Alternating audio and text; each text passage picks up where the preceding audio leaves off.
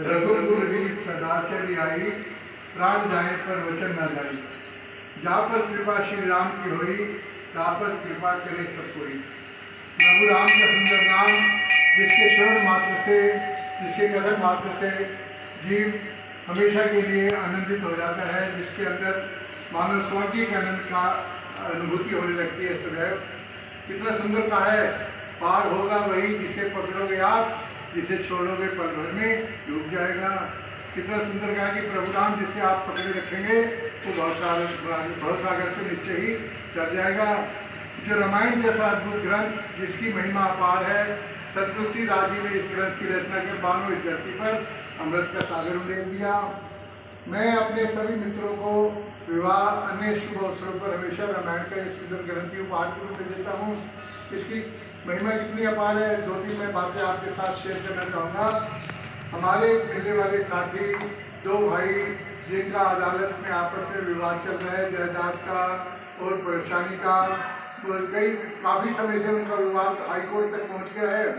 मैंने उनको बड़े प्रेम से उनको सलाह दी कि अपने घर में रामायण का पठन पाठन करें। दोनों भाई बैठकर रामायण पढ़ने लगे, सुनने लगे। शाम को आधा घंटा नित्य प्रति हम उनके घर जाकर पाठ करने लगे। जब रामायण में प्रसंग आया कि भैया राम को वनवास हुआ है, तो लक्ष्मण भैया उनके जाने के लिए जिद करने लगे उनके साथ। माता सुमित्रा से वचन लिया कि मैं भैया राम की सेवा के लिए वन को जाऊँगा। उसके बाद जब प्रसंग आया उसमें कि जब भैया भरत भैया राम के पास गए वन में, उसकी भाई आप अपना राजकाज संभालिए, मुझे आपका राज नहीं चाहिए। अंततः क्या निर्णय हुआ, उसने भैया राम की खड़ाऊ अपने मस्तक पे रखी और उसको लेकर अयोध्या, उसको राजगद्दी पर रखा खड़ाऊ को, और स्वयं वनवासी का भेष बनाकर उस अयोध्या का पालन शासन करने लगे। साथियों, इतना सुंदर प्रसंग सुनकर दोनों भाइयों की आंखों से अश्रुधारा बहने लगी। बड़ा भाई बोला मुझे छोटे भाई का प्यार चाहिए और कुछ नहीं चाहिए, सारी जायदाद बेचने के लिए मुझे कोई फर्क नहीं पड़ता। छोटा भाई बड़े भाई के पैरों में गिर रहा है बार बार, कह रहे बड़े भाई मेरे आप पिता समान हो, आप मुझे कुछ भी मत दो, मुझे अपनी गली से लगा दो। रामायण की सुंदर कथा सुनकर दोनों भाइयों के मन में मानो अमृत का सागर ही डूब गया। तो दोनों भाई आपस में एक पल में, उनके लिए 10 साल से मुकदमा चल रहा था, एक पल में वो इस सुंदर कथन को सुनकर द्रवित हो गए। एक और घटना हम देखते हैं बड़ी सुंदर, मेरे परिवार में मिलने वाले पति पत्नी में अक्सर अनबन रहती थी। मैंने उनको सलाह दी कि शाम को बैठकर आधा घंटा रामायण पढ़े। बड़ा सुंदर प्रसंग आया उस रामायण में। क्या आया, जब राम जी को वनवास हुआ, माता सीता बोली मैं भी अपने पति के साथ जाऊंगी, पति मेरे परमेश्वर है, जहाँ मेरे पति हैं वहीं मैंने उनकी सेवा के लिए रहना है। ये कथन हुआ। उसके बाद फिर दूसरा प्रसंग आया, केवल नाव को पार करा रहे हैं भगवान राम के साथ, लक्ष्मण के साथ। केवट ने कहा कि प्रभु मैंने आपको नाव पार कराई है, आप मुझे उतराई दें। प्रभु राम के पास तो कुछ था ही नहीं, वो संकोच में पड़ गए। माता सीता ने देखा प्रभु राम संकोच में पड़ गए। माता सीता ने तुरंत अपनी रसम चरित पेश कीमती अंगूठी पल भर में उतार कर भगवान राम को दी कि आप ये केवट को दीजिए और उसके उतराई का जो है हमने करना है वो आप पूरा कीजिए। ये प्रसंग सुनकर पत्नी की आंखों में आंसू आ गए, तो अपने पति के चरणों में गिर गई। स्वामी, आज तक मैंने आपके प्रति कुछ भी दुर्व्यवहार या दुर्वचन कहा हो तो मैं उसके लिए क्षमा मांगती हूँ। उसी समय पति ने भी उसके बड़े प्रेम से गले लगाया और कहा आप भी सीता की तरह मेरी जो भार्या हो, मेरी अर्धांगिनी हो, आपके मन को कभी भी कोई ठेस पहुंचे मैं ऐसा वचन कभी भी नहीं कहूँगा। आज वो घर कैसा बन गया, स्वर्ग के समान। एक छोटी सी रामायण की जो सुंदर सी घटना ने उन दोनों के जीवन को हमेशा के लिए बदल दिया। एक और घटना, मैं रोहतक से बस में शाम के समय निवाड़ी की तरफ आ रहा था। जज्जर के पास 2-3 नवयुवक उस बस में चढ़े, उधर टाइप के झगड़ालू प्रवृत्ति के।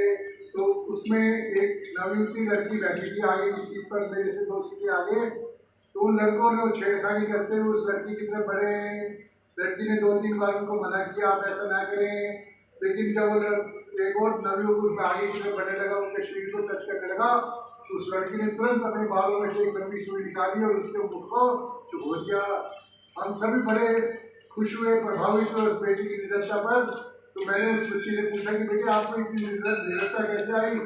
बोली मैं यूट्यूब पर रामायण में माता सीता का वो प्रसंग बार बार पढ़ती सुनती हूँ, जिसमें अशोक वाटिका में माता सीता बैठी हुई हैं और रावण और उसके सभी असुर उसको तंग करने के लिए आ रहे हैं।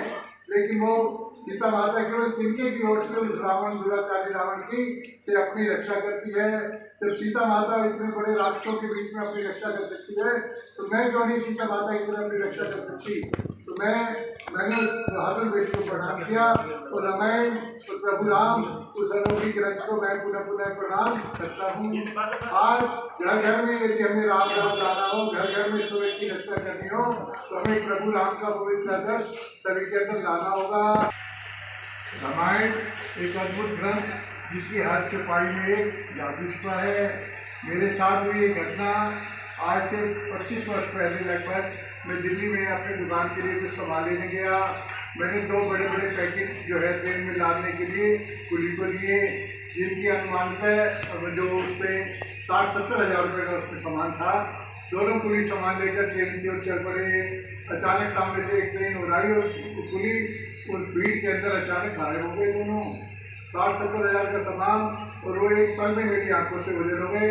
लेकिन मुझे रामायण की एक बहुत सुंदर चौपाई कंठस्थ थी, दीन दयाल विरस संभारी रघुनाथम संकट भारी। मैं बड़ी श्रद्धा से प्रभु राम को अपने हृदय में ध्यान करते हुए इस चौपाई के निरंतर गायन करने लगा, इस चौपाई को निरंतर जपने लगा बड़ी श्रद्धा से। हे प्रभु मुझ पर संकट आया है, मेरी रक्षा करें, मुझे इससे बचाएं। आधा घंटा तक वो पुलिस नहीं दिखाई दिए। मन में एक बार निराशा आने लगी, लेकिन मन में भाव था कि प्रभु राम मेरी रक्षा करेंगे। अचानक दाईं तरफ दूर मेरी निगाह पड़ी तो एक दीदी ने वो दोनों पुलिस को रोका हुआ था एक स्टैंड के पास। दीदी उनसे बार बार उससे लगेज की टिकट मांग रहा था, लेकिन पुलिस के पास से टिकट थी नहीं। पर वहाँ वो पकड़े गए, रोक लिए गए। मैंने दौड़ कर जाकर दीदी को धन्यवाद दिया, लगेज की टिकट दी उनको और प्रभु राम को पुनः पुनः स्मरण कर धन्यवाद दिया। मित्रों, ये अद्भुत ग्रंथ ये तो मैंने बताई दुनिया की छोटी छोटी चीजें, लेकिन प्रभु राम और उनका नाम हमें इस भव सागर से पार करने के लिए सदैव समर्थ है। उनमें अद्भुत शक्ति है। प्रेम से बोले सभी, जय श्री राम।